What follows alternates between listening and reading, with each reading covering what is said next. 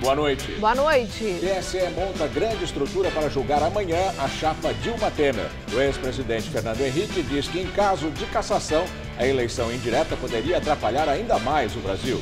Na Rússia, explosão no metrô de São Petersburgo deixa ao menos 11 mortos e mais de 40 feridos. Uma bomba caseira explodiu entre duas estações e uma outra foi desarmada. O governo já trata o ataque como terrorista. Prefeitura paulistana diz que o Corujão da Saúde quase zerou a espera por exames e anuncia que pretende ampliar o programa para acelerar a fila das cirurgias. A partir de hoje, o cartão de crédito tem novas regras.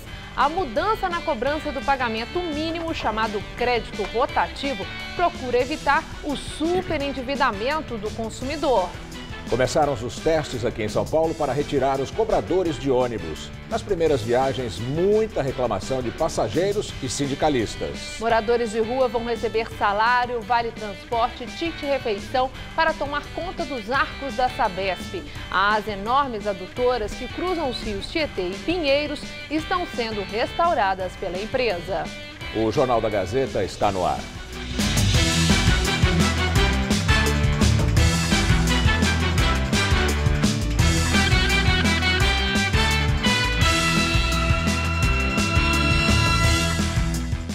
Na Rússia, a explosão de uma bomba no metrô de São Petersburgo deixou ao menos 11 mortos e mais de 40 feridos.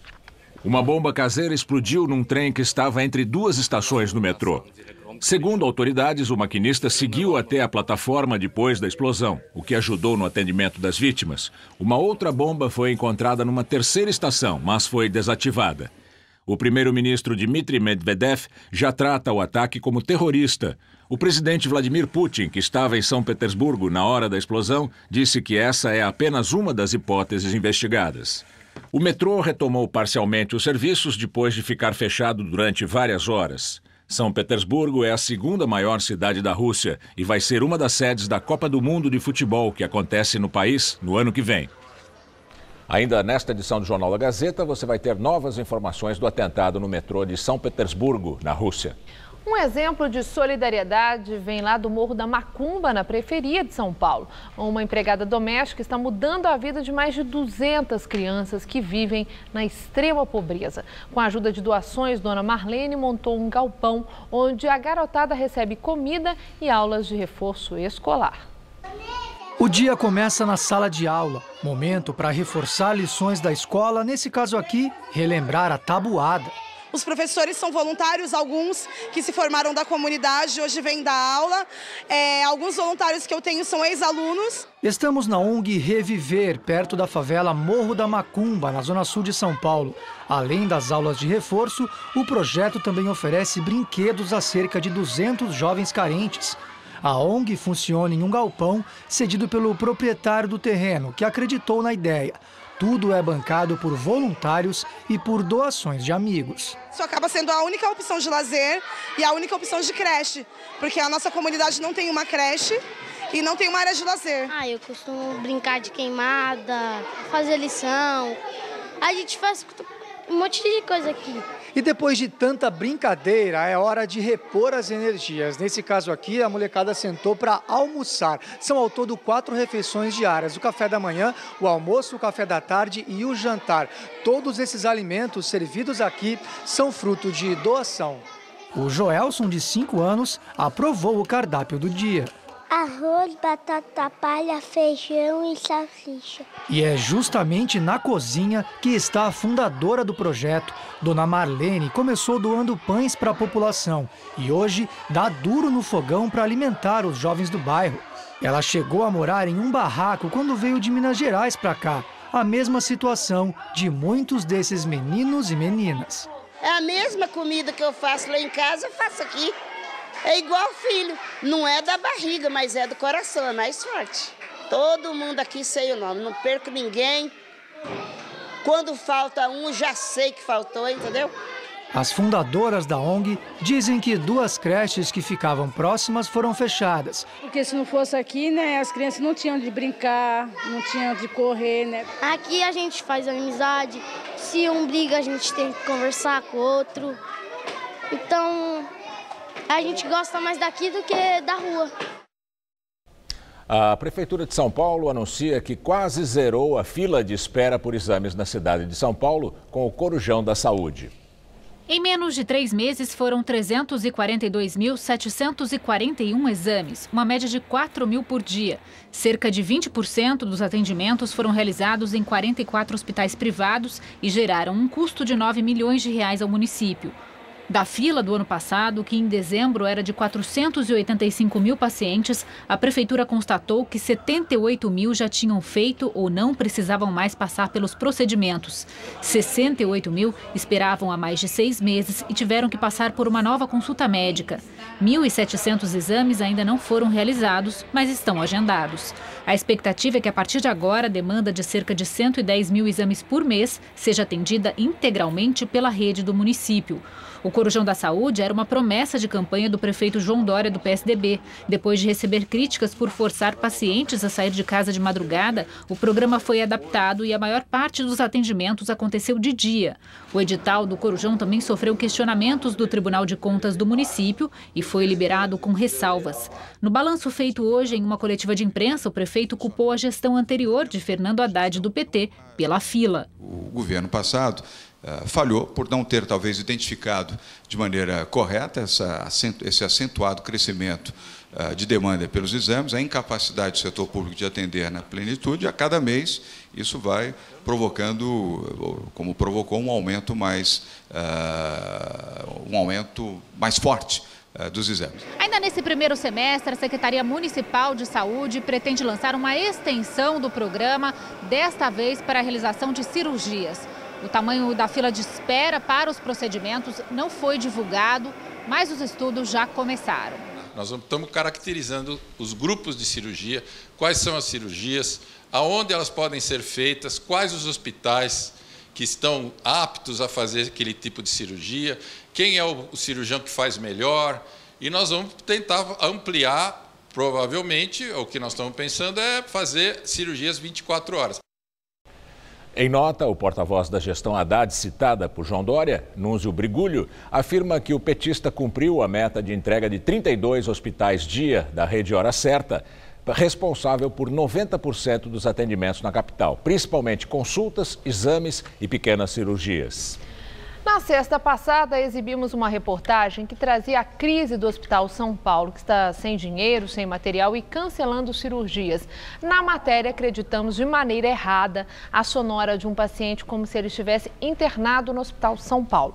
Na verdade, ele estava no Hospital Geral de Taipas, que também enfrenta problemas no atendimento. Pedimos desculpas. Num vídeo numa rede social, o ex-presidente do Senado, Renan Calheiros, do PMDB, voltou a criticar o governo Temer. A sanção presidencial da terceirização irrestrita e a insistência do governo em fazer essa reforma da Previdência que pune trabalhadores e o Nordeste significa dizer que o governo continua errático. E quem não ouve, erra sozinho. Direto de Brasília, Josias de Souza fala sobre essa mudança de posição de Renan Calheiros. Os políticos em Brasília estão divididos em 2 grandes grupos. Há os que são abertamente cínicos e os que tentam se conter. Renan Calheiros rendeu-se, em definitivo, ao cinismo. Decidiu acumular o posto de líder do PMDB, partido de Michel Temer, com a função de líder da oposição. Renan divulga vídeos em série na internet para esculhambar a administração de Temer. Chama o governo de errático, critica a equipe econômica, diz que a terceirização de mão de obra terá efeitos negativos e afirma que a reforma da Previdência é exagerada e pune os mais pobres. Renan era até ontem o grande aliado do Planalto no Senado, o homem certo para impulsionar a aprovação das reformas. Cercado de suspeitos, Michel Temer dava de ombros para o fato de que o senador responde a 12 inquéritos no Supremo Tribunal Federal, 9 dos quais relacionados à Lava Jato. O problema é que até o eleitor de Alagoas, tido como meio relapso, começa a se incomodar com Renan. O multi-investigado senador e o filho dele, Renan Filho, governador de Alagoas e herdeiro do senador, estão mal nas pesquisas. Com medo de sofrer um revés nas urnas de 2018, Renan foge da impopularidade de Temer, que é ainda maior no Nordeste. De principal aliado, Renan passou a condição de grande mico do governo. Mal comparando, o senador é como esses micos que contraem febre amarela. Ele toma distância de Temer como quem foge do contágio. Mas é inútil. A reincidência de personagens como Renan nos círculos do poder demonstra que o próprio sistema político, por inteiro, virou um doente terminal. Boa noite. Eleitores votaram ontem em várias cidades do Brasil para escolher novos prefeitos. Isso aconteceu porque os eleitos no ano passado tiveram algum problema com a Justiça Eleitoral. No estado de São Paulo foram 3 eleições. Em Mococa foi eleito Vanderlei Fernandes Martins Júnior, do PMDB. Em Cafelândia, o vencedor foi Luiz Zampieri Ribeiro Pauliqueves, do PTB. E em São José da Bela Vista foi escolhido o tucano Paulo César Lopes do Nascimento. Com o fim do programa de rolezinhos oficiais promovidos pela Prefeitura no meio do ano passado, os jovens da periferia voltaram a se reunir no Parque do Ibirapuera nos fins de semana. Para evitar brigas e o consumo de bebidas alcoólicas por menores, a Prefeitura começou a apertar o cerco contra esses eventos marcados pela internet. No portão de entrada, guardas civis revistavam quem chegava com mochila. A ação da Prefeitura tenta evitar o consumo de bebidas alcoólicas por adolescentes nos encontros marcados no Parque do Ibirapuera pela rede social. Desde que começou a operação há quase um mês, foram apreendidos mais de 1.500 litros de bebidas alcoólicas. E 5 jovens tiveram de ser socorridos por embriaguez. É bom que está precavendo para que não aconteça problemas futuros na frente no parque, né? Porque o consumo de bebida alcoólica, droga, é complicado. A discriminação na revista. Se você abordar, prestar atenção, os segmentos, o tipo das pessoas, a vestimenta, ela caracteriza quem é o rolezeiro e quem não é o rolezeiro. Eu acho errado, acho que tem que ser para todos, né? A lei é para ser cumprida, não é para ser discutida. Os jovens se concentram na Marquise durante a tarde. Na festa, música, paquera e algo mais. Muitas vezes tem bebidas, maconha, coisas gerais, de fumar, coisas ruins. Eles gostam de se divertir muito, beber bastante e fumar bastante. Mesmo com o reforço na fiscalização, foi possível flagrar jovens bebendo. Os chamados rolezinhos começaram em 2013, quando multidões de jovens se reuniam em shoppings da periferia. Os empresários conseguiram, na justiça, evitar os encontros, que passaram a ser organizados em parques. A Prefeitura diz que está conversando com grupos de jovens e pretende iniciar já no próximo fim de semana uma ação parecida com aqueles rolezinhos oficiais que eram patrocinados pelo município na gestão passada. A ideia é levar shows de música e eventos culturais para 3 parques da cidade. O que nós estamos construindo, na verdade, é uma política que a gente deve começar a implementar na semana que vem já, com atividades positivas. A gente está tentando trazer coisas cultural para desconcentrar, fazer de maneiras em lugares diferentes. É isso que o pessoal que está lá dentro agora avaliando, são os locais e que tipo de coisa poderá ser feita na próxima semana. A Prefeitura começou a testar os ônibus sem cobradores aqui em São Paulo. No fim de semana, o teste foi numa linha da Zona Sul. Na frente do ônibus tem um adesivo que faz o alerta. Aqui, só bilhete único. Quem tem o cartão embarca sem problemas. Mas a Priscila foi pega de surpresa e estava sem crédito para passar a catraca. Eu fui pagar para ele, ele falou, não recebe com dinheiro. Aí ele falou para mim, eu vou descer sem pagar, porque meu bilhete não está carregado, não posso fazer nada. Ela resolveu seguir dentro do ônibus até o destino e desceu pela porta da frente. Este senhor também entrou no ônibus só com dinheiro e teve que desembarcar e esperar o próximo. É um teste? Eu pago para quem agora? É complicado, mas infelizmente a gente tem que seguir o sistema, né? Por enquanto, os testes acontecem em 5 ônibus intercalados dessa linha que vai do terminal Santo Amaro até o Jabaquara, na zona sul de São Paulo. A linha transporta 13.500 passageiros por dia. Mas é um teste com cara de definição porque o ônibus já foi adaptado. Não tem mais nem a cadeira do cobrador. O supervisor da empresa diz que os funcionários não serão demitidos. A empresa está oferecendo cursos profissionalizantes para eles dentro da garagem, né? São cursos de gestão da qualidade, para manutenção, para o controle operacional de CCO e até mesmo para motorista. O sistema de ônibus de São Paulo tem 19 mil cobradores, mas, segundo as empresas de transporte, apenas 6% da população usam o dinheiro vivo para pagar as viagens. O prefeito João Dória, do PSDB, já disse que quer que as empresas preparem cobradores para outras funções. Outras gestões já tentaram, sem sucesso, acabar com a categoria, que representa cerca de 12% do custo do sistema. Mas, para muitos passageiros, o cobrador faz mais do que dar troco nas viagens. O motorista não pode estar dando informação e dirigindo, passar troco, no caso se a gente não tiver o bilhete, né? Não pode fazer duas coisas ao mesmo tempo. Já aconteceu muito acidente, né? Faz isso aí. Eu mesma vim uma primeira vez aqui para a Avenida Interlagos, eu não sei para lá, sozinha de ida. Então precisava, porque o cobrador sabe informar.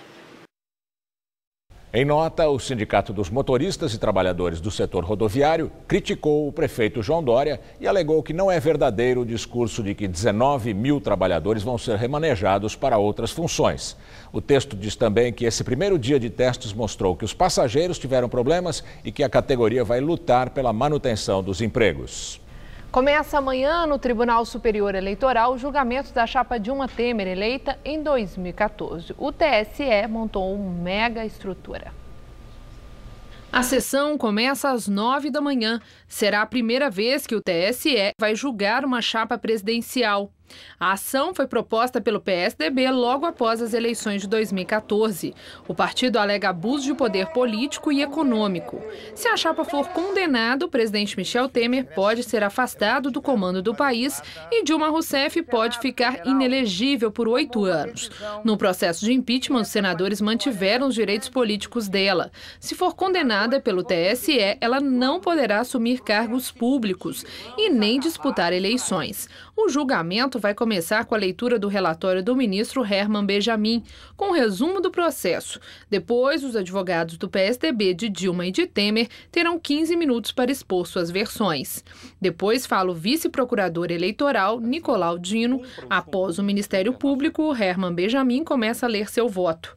Logo em seguida, os demais ministros começam a votar. Ao todo, a Corte Eleitoral tem 7 ministros. Além de Benjamin, fazem parte do TSE Napoleão Nunes, Henrique Neves, Luciana Lócio e os ministros do Supremo, Luiz Fux, Rosa Weber e o presidente do TSE, Gilmar Mendes. O TSE montou uma mega estrutura para o julgamento. Foram reservadas 4 sessões. Telões foram instalados e a segurança foi reforçada.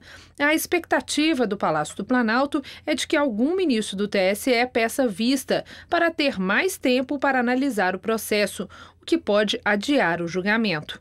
Se isso acontecer, não há previsão de retorno. Os advogados de Temer pediram que as contas deles sejam separadas da de Dilma. A defesa da petista nega irregularidades. Nas alegações finais, o PSDB isenta Temer de responsabilidades. O partido integra o governo Temer com 4 ministérios. Sobre Dilma, os tucanos dizem que há comprovação cabal de sua responsabilidade pelos abusos ocorridos na campanha. Em entrevista à Rádio CBN, o ex-presidente Fernando Henrique Cardoso disse que, em caso de cassação da chapa Dilma Temer, uma eleição indireta poderia causar ainda mais confusão no Brasil. Fernando Henrique lembrou que o presidente escolhido indiretamente teria 1 ano no cargo, prazo que coincidiria com o ano eleitoral. Não se trata de eleição, a Constituição é muito clara, é o Congresso quem elege. Então, eu não sei se não é pior a emenda do que o soneto, porque já temos tantas dificuldades hoje. Vamos ver, o Congresso vai eleger uma pessoa, que eu não sei quem seria, para ser presidente por 1 ano, no momento de eleições, é mais confusão. Meu Deus, nós temos que pensar que temos 12, 13 milhões de desempregados. Não sei se não chegou o momento de fazer uma reflexão mais em termos do Brasil do que os interesses pessoais ou partidários. A ação, que pode terminar na cassação da chapa, foi proposta pelo PSDB e por partidos coligados ao então candidato tucano, Aécio Neves, em 2014. Na semana passada, o PSDB isentou Temer de irregularidades cometidas ao longo da campanha. O partido tem 4 ministérios no governo do PMDBista. Perguntado sobre Caixa 2 e corrupção, Fernando Henrique disse que são coisas diferentes. A corrupção se caracteriza por quê? Por facilitário que se faz, né, os políticos ou as autoridades fazem, para usar o dinheiro público para beneficiar terceiros, empresas em geral. Outra coisa é o Caixa 2. Pode ser crime também. Agora, mesmo que o Caixa 2 não implique em corrupção, ele implica, sim, uma falsidade ideológica. Ou seja, quem recebeu esse dinheiro não declarou à justiça. O Tucano defendeu ainda uma reforma política que reduza o número e dificulte a criação de partidos. E o sistema político eleitoral, partidário eleitoral que está aí montado, não tem mais a confiabilidade da população. Isso está visível. Houve uma fragmentação partidária enorme, são 30 e poucos partidos do Congresso, isso é inviável.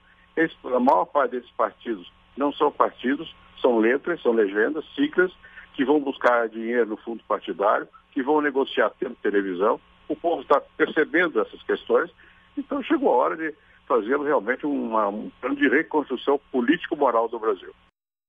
Reportagem de capa da revista Veja diz que o senador Aécio Neves, do PSDB, recebeu propina da Odebrecht fora do Brasil.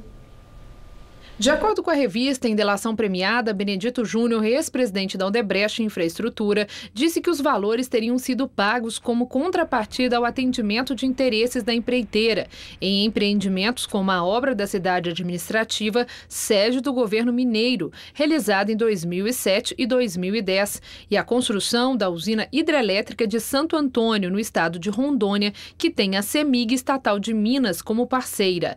Segundo a revista Veja, Benedito Júnior disse ainda que Andréia Neves, irmã de Aécio, teria recebido dinheiro em uma conta bancária nos Estados Unidos. Aécio e Andréia Neves negam ter recebido propina. Eles se manifestaram sobre as acusações em redes sociais. O que está ali é falso. Inclusive, o advogado do delator, que teria feito acusações a mim e a minha família, desmente essas acusações.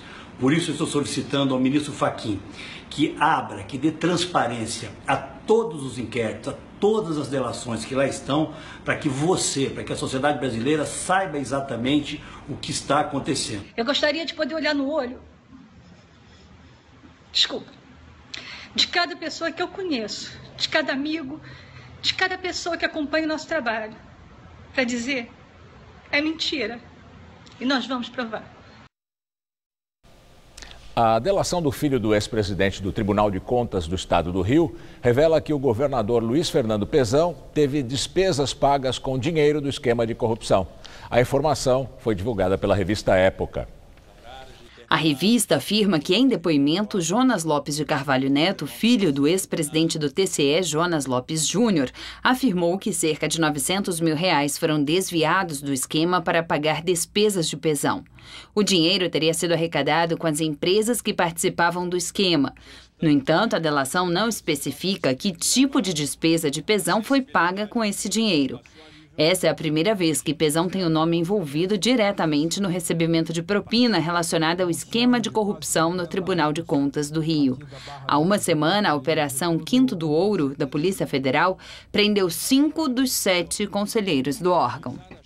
O corpo do adolescente João Vitor, de 13 anos, que morreu em frente a uma lanchonete do Habib's, foi exumado hoje. O caso aconteceu no final de fevereiro. A Justiça determinou a exumação a pedido da família para apurar se o menino morreu em decorrência de agressões sofridas por funcionários da lanchonete ou se a causa foi um problema de coração provocado por consumo de drogas, como apontou o laudo oficial. Um novo laudo vai ser feito por peritos particulares e deve ficar pronto em até 10 dias. E agora vamos ao comentário de política com Bob Fernandes. Maria Eduarda Alves da Conceição, 13 anos, foi morta com 4 tiros dentro da escola em Acari, zona norte do Rio. Morta em meio a tiroteio entre traficantes e 2 PMs. O cabo Fábio de Barros Dias e o sargento Davi Gomes Centeno. Os mesmos PMs filmados na mesma ação, executando 2 feridos já estendidos no chão. Mesmos PMs investigados por outras 16 mortes. Entre elas, a de outra Maria Eduarda, esta de 12 anos. Marias assassinadas numa região com mais 20 crianças mortas pelas chamadas balas perdidas nos últimos 2 anos. Marias mortas a tiros porque pobres das periferias, quase sempre pretas. Mortas no Rio, governado por quadrilhas e seus cúmplices. Manchetes passageiras e indignação virtual a cada Maria assassinada. Enquanto a taxa anual de homicídios do Brasil beira os 60 mil. Rio, São Paulo, país adentro, a polícia finge controlar periferias ou territórios comandados pelo crime, que impõe informal toque de recolher ao anoitecer. distantes física e socialmente desses territórios ou periferias, outros estratos da população. Tangidos por farsantes, de farsa em farsa, sequer percebem serem também prisioneiros. Uns têm, outros sonham vir a ter blindados, segurança privada, grades, casamatas. Quando anoitece, sejam castas ou aspirantes a tanto, de luxo ou não, são todos prisioneiros, em meio à brutal, sanguinária e secular desigualdade. 13 milhões e meio de desempregados e o IBGE informa, 22 milhões estão desempregados, subocupados ou inativos por falta de opção. Estados em crise financeira são 16. Nos últimos dias, bandos armados atacaram bancos em meia dúzia de estados. Crise em hospitais públicos é uma rotina e o governo anuncia o fim do custeio a 400 farmácias populares. Com escassas garantias a trabalhadores, Temer sancionou o projeto de terceirização do trabalho. Opostos, antagônicos, em meio à violência, os delírios da riqueza e a pobreza. Castas ou aspirantes à ascensão meteórica não estão nem aí se mataram mais uma Maria Eduarda. Não importa se matam Marias em Acari. Boa noite. E hoje o presidente Michel Temer se reuniu com governadores de estados produtores de carne. Estiveram com o presidente, o governador do Paraná, Beto Richa, de Goiás, Marconi Perillo, e o vice-governador de Santa Catarina, Eduardo Pinho Moreira. Segundo Moreira, Temer apresentou ao grupo as ações do Planalto para solucionar a crise no setor. Os governadores também fizeram recomendações ao presidente para reduzir o impacto da Operação Carne Fraca na economia. Um dos pedidos deles foi o fim da participação dos fundos de pensão estatais nas empresas do setor de carnes.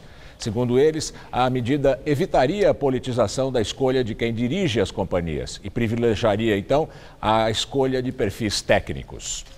Daqui a pouco, Maria Lídia Flândula entrevista Marcelo Vieira, presidente da Sociedade Rural Brasileira, sobre o agronegócio. No Equador, a vitória de Lenin Moreno da situação para presidente é contestada pelo opositor Guillermo Lasso. Em uma votação apertada, os dois candidatos chegaram a declarar vitória antes mesmo da divulgação dos primeiros resultados oficiais. Mas com quase 100% dos votos apurados, Moreno, que foi vice do atual presidente Rafael Correa, obteve pouco mais de 51% dos votos. Lasso disse que o resultado é ilegítimo, pediu recontagem dos votos e afirmou que denunciou à Organização dos Estados Americanos uma tentativa de fraude nas eleições. Houve protestos a favor dos dois candidatos. Na Venezuela, a Assembleia Nacional, controlada pela oposição ao presidente Nicolás Maduro, afirma que vai começar um processo para retirar dos cargos 7 juízes da Suprema Corte do país. Na última quinta-feira, o tribunal suspendeu todas as funções do Congresso. A decisão foi denunciada como um golpe de Estado. Depois de protestos violentos e confrontos nas ruas de Caracas, no sábado, Maduro pediu que a medida fosse revista e a corte a anulou. A Organização dos Estados Americanos retomou a convocação de reunião de emergência para discutir a situação do país. Depois do presidente do Conselho, o embaixador boliviano Diego Pari, cancelar o encontro. Os países membros decidiram que vão se reunir sem a participação da Bolívia. No Paraguai, o presidente Horácio Cartes convocou a oposição para um diálogo com a mediação da igreja. O objetivo é acalmar os ânimos depois de protestos desencadeados pela aprovação de um projeto que permite a reeleição de Cartes em 2018. Na sexta-feira, o Congresso foi invadido por manifestantes contrários à mudança e um grupo chegou a incendiar parte do prédio. Um líder de um partido opositor foi morto pela polícia. Na Colômbia, equipes de resgate buscam sobreviventes depois de deslizamentos que deixaram mais de 250 mortos e mais de 200 feridos em Mocoa, no sul do país. De acordo com a Cruz Vermelha, mais de 45 mil pessoas foram afetadas pelas enchentes, provocadas pelo transbordamento de 3 rios. Moradores de rua aqui em São Paulo vão receber salário, vale transporte e vale refeição para trabalhar como guardiões dos arcos da Sabesp. Aquelas enormes adutoras que cruzam os rios Tietê e Pinheiros, levando água a milhões de paulistanos, estão sendo restauradas pela empresa. Quem passa pelas avenidas marginais com certeza já reparou nessas grandes tubulações sobre os rios, que agora estão de cara nova. Esta, na região do Parque Novo Mundo, Zona Leste, dá as boas-vindas a quem chega na cidade. Outras adutoras também foram limpas e receberam uma nova pintura, além de adesivos artísticos. As estruturas ganharam ainda iluminação e à noite chamam ainda mais a atenção de quem passa por aqui. O trabalho de revitalização é uma parceria da Sabesp com a Prefeitura. 6 moradores de rua, atendidos em centros de acolhimento municipais, serão os responsáveis por manter tudo direitinho. Por essas tubulações da Sabesp passam milhões de litros de água por dia, que vem do sistema Cantareira para abastecer parte da capital paulista. Mas elas sempre foram alvo de vandalismo e também de pichadores. Os guardiões do arco serão os zeladores destas tubulações. Através da instituição da ONG Rede Cidadã, a gente fez uma parceria com eles e através deles vieram os moradores, as pessoas que ficam em abrigos, para trabalhar com a gente. Carlos é um deles. Há 8 meses vive num centro de acolhida na Barra Funda. Ele não conseguia emprego fixo e agora agarrou a oportunidade. Trabalho difícil, é alto, tem que estar prestando atenção, não tem que ter medo de altura e tudo isso daí. Você tem que estar sempre ligado e respeitando as regras, que aí você sempre se dá bem. Os moradores de rua que forem chamados pelo programa vão receber um salário de R$ 1.200, além de vale-refeição e vale-transporte. O Willamy também foi um dos selecionados. Ele chegou a morar 6 meses na rua e já vê o novo emprego como uma grande chance de dar uma guinada na vida. Dá para planejar para o futuro aí? A minha moradia daqui, o 2º mês eu já quero estar nela. Sair lá do abrigo, alugar o meu quarto aí, botar a minha televisão, minha geladeira, meu fogão e com certeza voltar à vida que tinha antes. Conseguir uma parceira novamente, construir uma família novamente. Pesquisa Focus, divulgada hoje pelo Banco Central, reduziu ainda mais a expectativa para a inflação deste ano. Os economistas de instituições financeiras esperam que a inflação chegue a 4,10% no final de 2017. O relatório mostrou também que os analistas consultados diminuíram a projeção da taxa básica de juros ao fim deste ano. Agora eles acreditam que a Selic vai cair para 8,75% em 2017. A perspectiva de expansão do PIB neste ano foi mantida em 0,47%. A partir de hoje, o cartão de crédito passa a ter novas regras para reduzir a inadimplência dos usuários. As mudanças na cobrança do pagamento mínimo, chamado crédito rotativo, procuram evitar o superendividamento do consumidor. É débito ou crédito? Crédito. No comércio, a resposta é quase sempre a mesma. Eu estou sempre gastando, aqui 25 eu venho toda semana. Porque eu trabalho com decoração de festa infantil, então eu tenho que vir. Tudo que eu consigo, assim, que às vezes é um valor muito alto, eu não tenho que ir na hora, então o cartão de crédito eu vou lá e compro parcelo. Então ajuda sim. Jogar a conta para o mês seguinte ou parcelar ajuda muita gente. Mas sempre foi preciso ter cuidado com o pagamento do valor mínimo, o chamado crédito rotativo.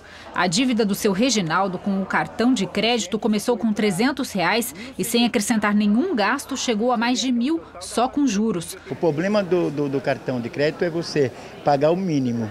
Quando você vai ver, vira uma bola de neve. Então você tem que ter condições para você pagar o total da fatura, porque vira uma bola de neve e os juros é muito alto. A partir de agora vai ser bem mais difícil fazer uma dívida tão grande. É que começam a valer novas regras para o pagamento da fatura do cartão de crédito. Pagar aquele valor mínimo só vai ser possível uma vez. Depois de 30 dias, o consumidor terá que pagar o saldo restante à vista ou conseguir um financiamento. Os bancos podem procurar os clientes para oferecer opções com juros mais baixos que os praticados hoje. Caso o consumidor não escolha uma das alternativas, ficará inadimplente. O cartão de crédito tem uma das maiores taxas de juros do mercado brasileiro. Segundo o Banco Central, em dezembro de 2016, chegou a 484,6% ao ano, 15,85% ao mês. As mudanças foram anunciadas em janeiro e as instituições tiveram esse período para se adaptar. A intenção do governo federal é reduzir a inadimplência e forçar a queda dos juros, já que o risco para os bancos será menor. A dona Lozane quitou a dívida que tinha com o dinheiro que recebeu de uma indenização trabalhista. Descobriu hoje que finalmente está com o nome limpo. Dívida de cartão de crédito, nunca mais. Como o limite é mais alto, aí a gente vai comprar e quando a gente vai fazer a conta, passa do dinheiro que a gente ganha. Então, eu vou comprar dinheiro agora. Vamos ao comentário de economia com Denise Campos de Toledo. A queda da inflação, combinada com ainda fraco desempenho da economia, continua permitindo uma maior ousadia responsável do Banco Central na redução dos juros básicos. É bem possível que a taxa Selic feche o ano abaixo mesmo dos 9%, como já prevê o mercado. Agora, essa é a expectativa quanto aos juros básicos, porque nas taxas do crediário, um corte maior vai demorar mais para acontecer.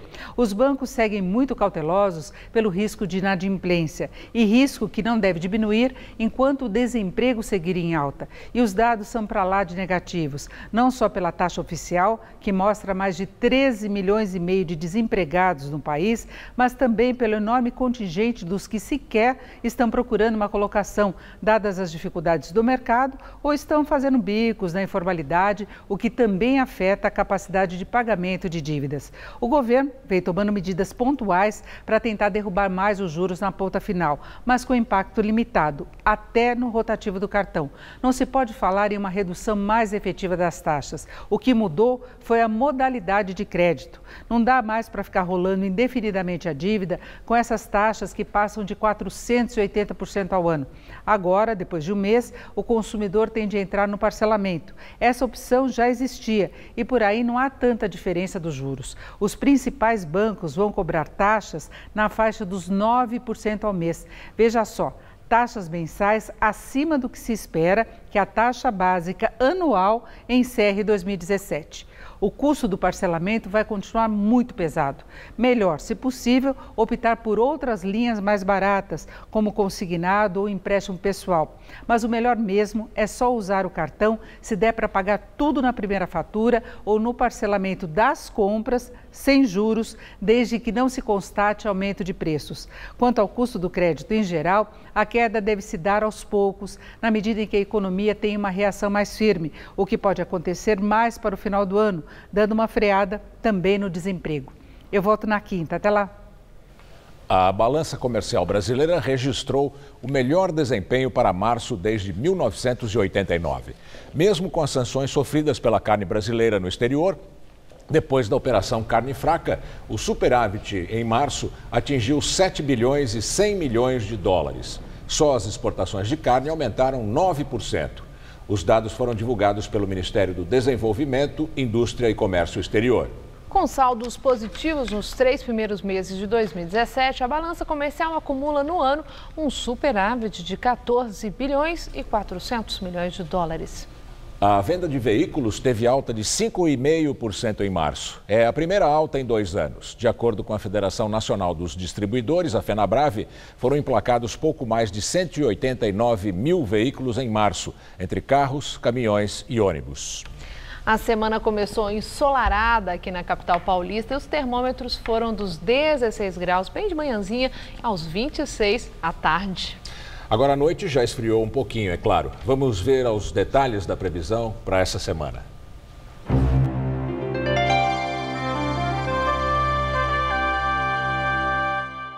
Em boa parte do país, quem predomina é o ar quente e úmido. Por isso, há chances de chuva, principalmente entre a tarde e a noite, em todas as áreas do mapa em verde, que vão desde o Rio Grande do Sul, pegando boa parte do centro-oeste, do nordeste até a região norte. Sendo que na mais escura, que pega o Mato Grosso, Pará, Tocantins e Maranhão, pode chover a qualquer hora. Nas áreas em amarelo, tempo firme, incluindo praticamente toda a região sudeste. Para São Paulo, a previsão é de uma terça-feira ensolarada em todo o estado. O ar seco ganha força e afasta as chances de chuva em todas as regiões. Apesar do friozinho da madrugada, as temperaturas ficam bem altas à tarde. No centro-oeste, a máxima vai aos 32 graus em Presidente Bernardes e aos 34 em Votuporanga. Mais ao norte, a máxima vai aos 28 graus em Franca, aos 31 em Barretos e aos 32 em São José do Rio Preto. No litoral, a máxima prevista é de 28 graus nas cidades de Santos e Caraguatatuba. Para a capital, a tendência é de aquecimento nos próximos dias. Nessa madrugada, teremos mínima de 17 e máxima amanhã à tarde na casa dos 28 graus. Na quarta-feira, faz até 29 durante o dia, ainda com tempo firme. Na quinta-feira, voltam as chances de chuva a qualquer hora do dia e a máxima cai para 27 graus. Na sexta-feira, a máxima prevista é de 26, ainda com tempo instável. E agora as notícias do esporte com Rodolfo Gamberini e Celso Cardoso. Logo depois, Maria Lídia Flandoli entrevista ao vivo Marcelo Vieira, presidente da Sociedade Rural Brasileira. Palmeiras e São Paulo se deram bem na primeira partida das quartas de final do Campeonato Paulista. Já o Corinthians e o Santos deram um belíssimo tropicão, né, Celso? Pois é, o Corinthians ainda empatou, né? 0-0 com o Botafogo. Tropicão maior foi em do Ribeirão Santos. Preto. Pior mesmo, tropeçou com a cara no chão, foi o Santos. Derrotado pela Ponte Preta por 1-0 em Campinas. Vamos aos gols. No sábado, o Santos enfrentou a Ponte Preta em Campinas e o único gol da partida foi marcado pelo atacante William Potker, artilheiro do campeonato com 8 gols. Ponte Preta 1, Santos 0. O jogo de volta acontece segunda-feira, dia 10, no estádio do Pacaembu. No Morumbi, o São Paulo enfrentou o Linense e abriu o placar. Rodrigo Caio chutou, a bola desviou em Diego Felipe e entrou. São Paulo 1-0. O segundo foi marcado após rebote do goleiro e cabeçada do argentino Lucas Prato. Final Linense 0, São Paulo 2. O jogo da volta acontece no Morumbi sábado que vem. Jogando em Novo Horizonte, o Novo Horizontino fez o primeiro contra o Palmeiras nesse chute cruzado do atacante Roberto. O empate palmeirense veio nesse bate-rebate dentro da área e terminou com a finalização de Dudu, 1-1. A virada do time alviverde aconteceu neste desvio errado de bola que caiu nos pés do colombiano Miguel Borja, 2-1. O terceiro do Palmeiras saiu nesta antecipação de Roger Guedes na pequena área. O atacante palmeirense foi comemorar no alambrado e acabou expulso de campo pelo árbitro. Final Novo Horizontino 1, Palmeiras 3. O jogo de volta é sexta-feira à noite no Allianz Parque. O que você achou dos jogos? Do Santos não precisa falar. Não precisa falar? Pois, aliás, é quem tem situação mais complicada. A Ponte é o adversário mais difícil de todos os grandes e tem a vantagem, né? O Santos precisa fazer 2 gols de diferença. Se vencer por 1 gol de diferença, eles vai para os pênaltis. Corinthians também a situação não é muito confortável, joga em casa, uma vitória simples basta, e empate vai para os pênaltis. Agora, Palmeiras e São Paulo encaminharam a classificação. Palmeiras vencendo fora de casa e o São Paulo, jogando no Morumbi, também venceu como visitante. Coisas do futebol brasileiro. Visitante no Morumbi. Visitante no Morumbi. Depois de pagar o salário do... Não tem uma história assim, que eles pagaram o salário? Que na verdade o Linense pagou pensão alimentícia do jogador, mas a questão é a seguinte, é uma pouca vergonha. Se contar em Portugal, que foi vítima de piadas de brasileiros, que eles são burros, teve mata-mata. Como foi? Estado. Os 2 jogos no mesmo campo. Depois os burros somos nós. Bom, amanhã o time da Chapecoense enfrenta pela primeira vez o Atlético Nacional da Colômbia, o time que faria aquela final da Sul-Americana antes da tragédia com o avião da Lamia, né, Celso? Pois é, a partida é válida pela Recopa e hoje os colombianos chegaram ao Brasil, tiveram uma recepção calorosa e emocionante em Chapecó, onde acontece o jogo. Na chegada ao aeroporto, o avião com a delegação colombiana foi recebido com jatos de água e os jogadores recepcionados por autoridades locais, banda oficial e jovens das divisões de base da Chapecoense portando bandeiras dos 2 clubes. Ainda na pista, os atletas do time colombiano receberam medalhas em agradecimento à inesquecível festa registrada em novembro passado no Estádio Nacional de Medellín, onde os colombianos deram um show de humanidade e solidariedade às vítimas da tragédia com o avião da Lamia. Nas ruas e na porta do hotel onde o Atlético Nacional está hospedado, muitas faixas de agradecimento dos moradores de Chapecó. Amanhã as 2 equipes fazem o primeiro jogo entre eles depois da tragédia de novembro. A torcida da Chapecoense promete uma grande festa em retribuição a todo o carinho vindo de Medellín naquela dolorosa tragédia de 2016. Em meio a tanta intolerância, uma imagem bonita. Coisa boa, né? Sem dúvida. Obrigado, Celso. Boa noite, até amanhã. Boa noite, até amanhã. Estela. Nos Estados Unidos, o presidente Donald Trump recebe o presidente egípcio Abdel Fattah al-Sisi. O encontro marca um momento de novas relações entre os 2 países. Trump se reuniu com al-Sisi no Salão Oval da Casa Branca e disse que os 2 vão lutar juntos contra o terrorismo. Foi a primeira visita do presidente egípcio aos Estados Unidos. Em 2013, Al-Sisi, então chefe das Forças Armadas, depôs o presidente Mohamed Morsi num golpe militar. Várias denúncias de violações de direitos humanos no Egito foram feitas durante o governo de Barack Obama. No encontro de hoje, Trump afirmou que Al-Sisi faz um trabalho fantástico. Segundo o presidente americano, a partir de agora, o Egito pode considerar os Estados Unidos como um grande amigo e aliado. Voltamos a falar do atentado no metrô de São Petersburgo. De acordo com a imprensa russa, a polícia já investiga um suspeito de ter colocado a bomba no trem. Ele seria da Ásia Central e teria ligação com radicais islâmicos. Ainda não se sabe se ele era um homem-bomba ou deixou a bomba no vagão. O ataque matou pelo menos 11 pessoas e deixou mais de 40 feridos. A seguir, Maria Lídia Flandre entrevista Marcelo Vieira, presidente da Sociedade Rural Brasileira.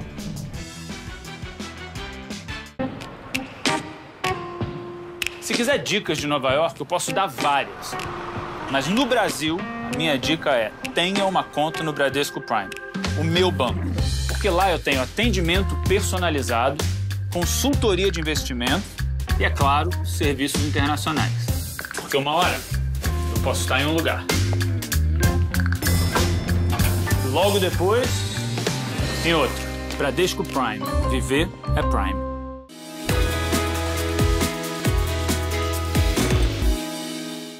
Eu acho que o curso de jornalismo da Casper certamente me ajudou muito na profissão. Principalmente no início da carreira, o jornalista encontra situações completamente diferentes. Um dia ele cobre o governo do estado, no dia seguinte ele cobre polícia, no outro dia ele cobre um movimento social. Esse caráter generalista do conhecimento do jornalista é muito importante. Então a formação dele tem que acompanhar esse trabalho, senão fica uma coisa técnica e fria demais. Eu escolhi a Casper porque era a escola que me daria a formação profissional de maneira mais objetiva, por ser uma faculdade que me dava instrumentos práticos para exercer a profissão. Por isso eu sou Casper. Somos todos Casper. Lance novo na área. Agora o time já começa morto. Empate em clássico é um horror. Conflito novo no time? Não respeitam nada. É muito amadorismo. Se tem novidade no futebol, tem comentário novo no Gazeta Esportiva, de segunda a sexta, 18h.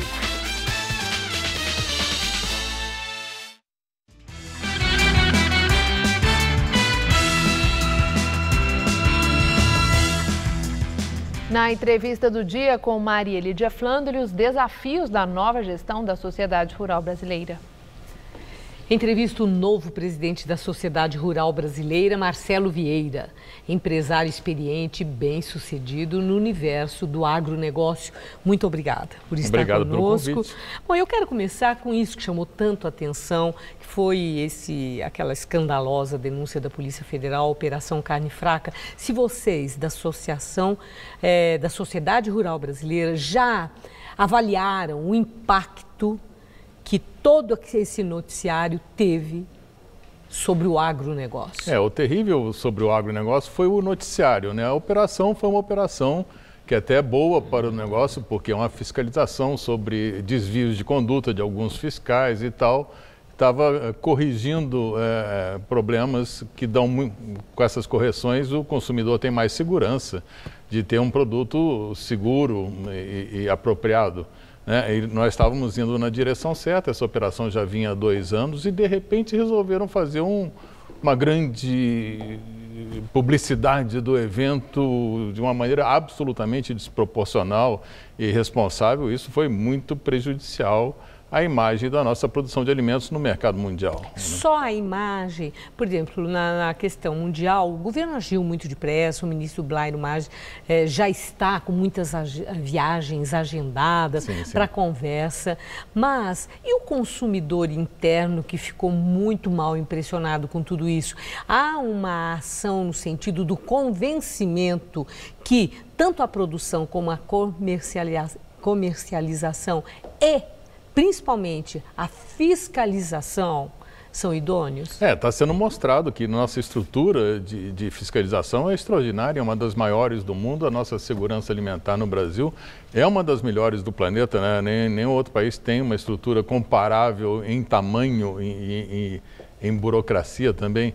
E isso está sendo mostrado ao nosso público e está sendo mostrado ao público mundial, né? O nosso Ministério da Agricultura e o nosso Ministério de Relações Exteriores tiveram desempenhos extraordinários no mundo, mostrando isso aí, negociando, mostrando relatórios técnicos bem fundamentados e bem preparados. E, vamos dizer, todas as ameaças principais que haviam no mercado internacional foram contornadas com segurança e já ultrapassamos essa fase, né? Bom, quer dizer, deu certo. Inclusive, o Jornal da Gazeta hoje deu a notícia de um crescimento de 9% nas vendas da carne comparado ao mesmo mês do mas ano isso passado, foi um crescimento no mês de março, né? O impacto negativo vai ser no mês de abril, porque com essa fiscalização muitas unidades fecharam temporariamente, diminuíram as compras. O senhor ficou ressabiado, assim, enojado, cismado com a carne que o senhor come todo dia? De maneira nenhuma, né? Nós temos mesmo com aquele segurança. Noticiário falando tudo aquilo? É claro que no primeiro momento, quando você ouve aquilo, mas depois quando você analisa com calma, quer dizer, toda essa operação dá mais segurança ao consumidor, né? Todos os desvios de condutas foram identificados e os funcionários que não procediam corretamente foram afastados. Então, isso aí dá mais segurança ao consumidor. Bom, vocês empresários estão sempre de olho no futuro, planejam seus cenários em função de perspectivas futuras. No agronegócio, Sim. olhando para o futuro, que cenários o senhor vislumbra e com qual cenário, do ponto de vista de avanços da economia, vocês trabalham? Bem, nós temos aqui uma negociação no curto prazo de mecanismos de regulação das nossas operações, né? Questões de licenciamento, por exemplo, toda a legislação trabalhista, legislação previdenciária que está sendo discutida. As reformas, né? Tudo isso estão sendo feitas para dar, vamos dizer, mais segurança à nossa sociedade, mas com menor custo burocrático, né? Com menor agregação de custo à nossa produção, procurando tirar um pouco de complicadores desnecessários, vamos dizer assim. Isso está sendo muito bem trabalhado. No longo prazo, o nosso maior desafio é mostrar o Brasil hoje é o maior supridor de alimentos para o mercado mundial, né? Como exportador líquido de alimentos, considerando que o Brasil exporta menos do que o Brasil importa, é o maior supridor líquido do mercado mundial. E tem a produção com mais qualidade em termos de sustentabilidade, em termos de responsabilidade social. Nós temos aqui no nosso agro, nós temos a legislação ambiental mais abrangente do planeta, o nosso Código Florestal. Nós temos a nossa legislação trabalhista no campo, que é igual à nossa legislação trabalhista urbana. Foi bom o senhor falar isso. Por uma razão, existe no Brasil um empenho muito grande que vem avançando, que é o combate ao trabalho escravo. Sim, sim. O setor rural tem aparecido de forma recorrente com casos de pessoas trabalhando em situação semelhante à de trabalho escravo. Sim. Eu quero saber, na sua gestão, se o senhor vai priorizar a prevenção e o combate ao trabalho escravo. Essa prevenção e esse combate está sendo feito de uma maneira muito completa por toda a nossa estrutura de fiscalização trabalhista, pelo Ministério Público do Trabalho. E o Brasil tem casos menores. Sim, exemplo, menores, mas existem. Vocês querem combater através da própria associação? Mas são coisas bem residuais, né? Por exemplo, no ano passado teve operação nos produtores de café que encontraram 4 produtores em Minas Gerais que tinham empregados que poderiam ser classificados em situação análoga à escravidão. No Mato Grosso também. 4 produtores de 2 milhões de produtores de café no Brasil. Agora, você vai na Europa, essa questão de trabalho semelhante à escravidão é a regra, não é a exceção, é a regra. São todos, eu visitei operações de açúcar o ano passado na Holanda, onde todos os trabalhadores são imigrantes ilegais, sem direito trabalhista nenhum, morando num galpão. O que não é referência, né, pra gente, né? São coisas terríveis que você vê lá. Né? No Brasil não tem nada disso. O produtor que agir dessa maneira vai ser imediatamente identificado e vai ser notificado, autuado e preso se continuar. Né? Então nós temos a legislação trabalhista mais socialmente correta, mais socialmente responsável de todos os grandes produtores de alimentos. Isso não tem a menor dúvida. A última questão tem a ver com o escoamento da produção agrícola. Vocês têm sofrido muito, há muito tempo, com as dificuldades para a questão da infraestrutura.